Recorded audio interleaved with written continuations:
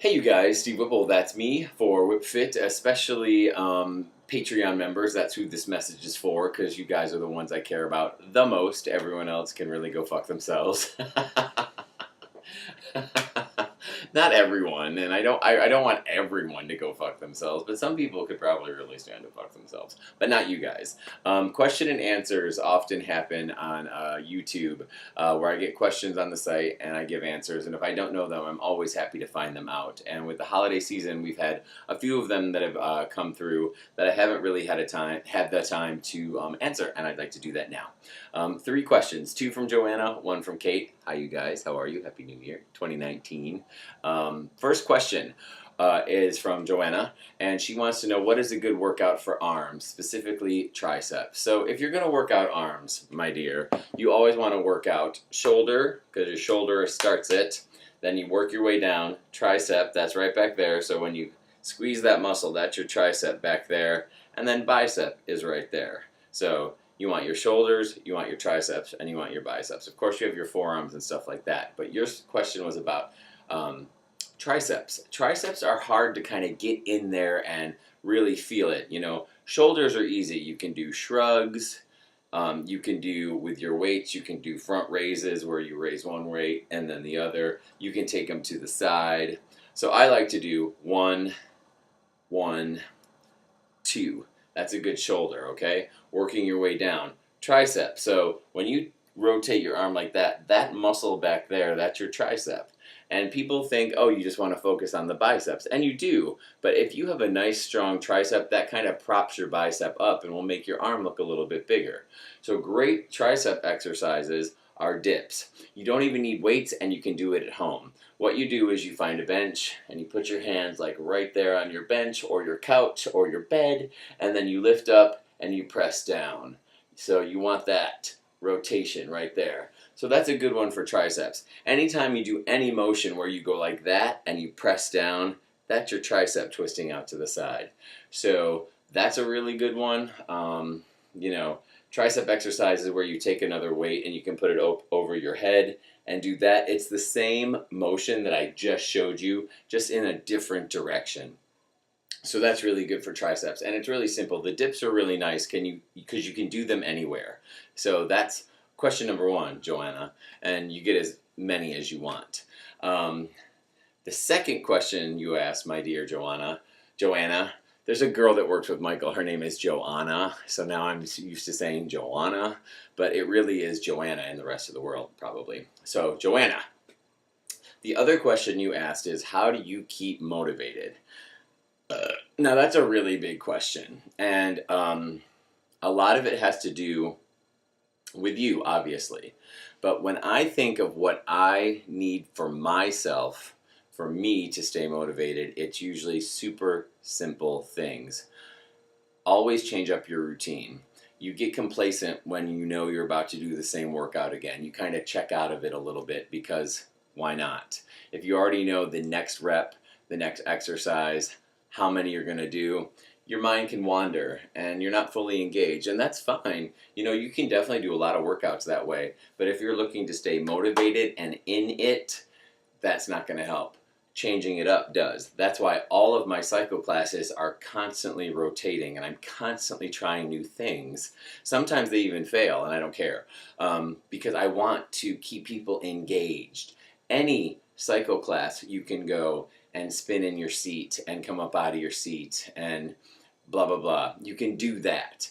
I don't want that. I get bored with that. I want to give people a different experience. I want to keep them engaged with me. And learning new stuff in any moment is how you stay engaged. So change up your routine. If your routine is stale, whatever it is you're working on, go online and type in, say, tricep exercises. Type in tricep workouts. And you can go on YouTube, you can ask me, you can find visuals, you can go to images on Google search and find visuals if you don't understand the explanation, but change up your routine. That's a big one, because if you get bored, it is done. You've got to stay in it and you've got to keep it fun. That's the biggest thing. For me, things so simple such as finding new music that you're really interested in. I like to go old school. Like I'll go back to 80s remixes of Bananarama and Whitney Houston and Rick Astley. And it makes my workout fun. Is that what I'm going to use in spin classes? No. But is it what it kind of pumps me up and gets me a good workout? Yes. So change your music. Okay? It's all about change. Change up your routine. Change up your music. Change up what you wear. It is so silly, but it makes such a difference. If you are going to the gym or working out in schleppy clothes, you're going to feel kind of schleppy. If you're kind of feeling yourself a little bit and you're like, oh, I like this top, I like these shorts, I like these leggings, whatever you're rocking, kick it up a notch. You know, you're working hard. Make yourself feel good. When you look in the mirror at your house or at any gym, when you look in the mirror, you know, you want to kind of be like, okay, I like this. I like what's going on there, okay? So change up what you wear. Change up the time of day you go. If you are getting bored with morning workouts, you know, and I know it's easier said than done because a lot of you are parents. If you are bored with your morning workouts, can you go in the afternoon? Can you go in the evening? It's going to change your energy level, but it's also going to change your environment. There's going to be different people that you've never seen before. You're going to be like, what? I didn't even know you guys were at this gym. And it will give you a different feel, a different vibe. You might have to do a different workout based on how busy it is or how not busy it is. So change the time. And no matter what you do, you know, if it's not fun anymore, then it's not going to work, you know. And if that means you get a workout partner or you take a class, do anything you can to keep your focus on what you want to get done and make it fun. If it is fun, it is working. I guarantee you that. And also, a good friend of mine who helps me a lot, she said the following. She said that it's all about making your workout, whatever that is, routine. You no longer question if you should or should not brush your teeth every day. You know you need to. You just do it. If you can get that down, knowing that you are going to the gym and you're going to work out, it takes some decision making out of the mix because you're just going to do it. So then you have to focus on what are you going to do? Not are you going to do it, what are you going to do when you get there? Here's a quote from this friend that I'm mentioning. Decisions take brain power. And if you only have a limited amount of time in a day before you no longer care or you don't care anymore because you've exhausted your decision-making abilities, like me, that's why Steve Jobs wore the same outfit every day. It's one less decision to make. Take the question out of, am I going to go to the gym? You are. Now, pick fun stuff to do once you're there, okay? So that's the thing about routines and how do you stay motivated. All those little things always add up. Oh, one more thing. Reward yourself. If when you work out after you're done, there's no reward that matters to you, give yourself a little something. And by that, I mean like maybe like a smoothie from your favorite smoothie joint or Jamba Juice, something like that. Or like, I don't know, I mean, the first thing that came to my mind is a donut.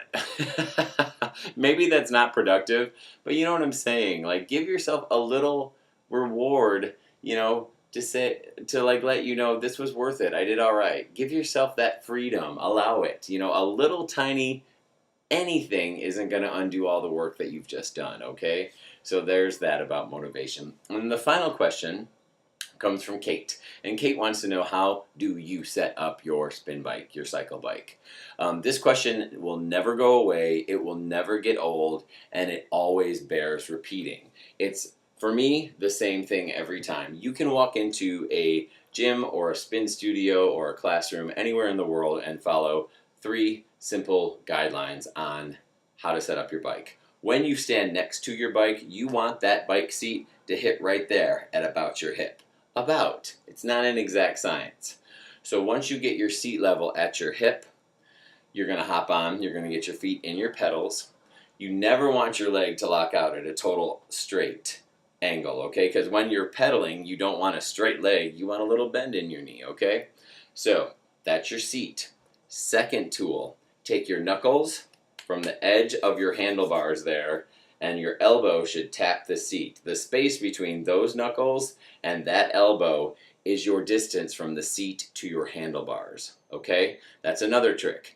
That's number 2. The final trick, or number 3, is how does it feel? If when you get on there it is painful or it doesn't feel right, if you feel like you are reaching, your legs are stretching out too far to get to that pedal, you're too high up.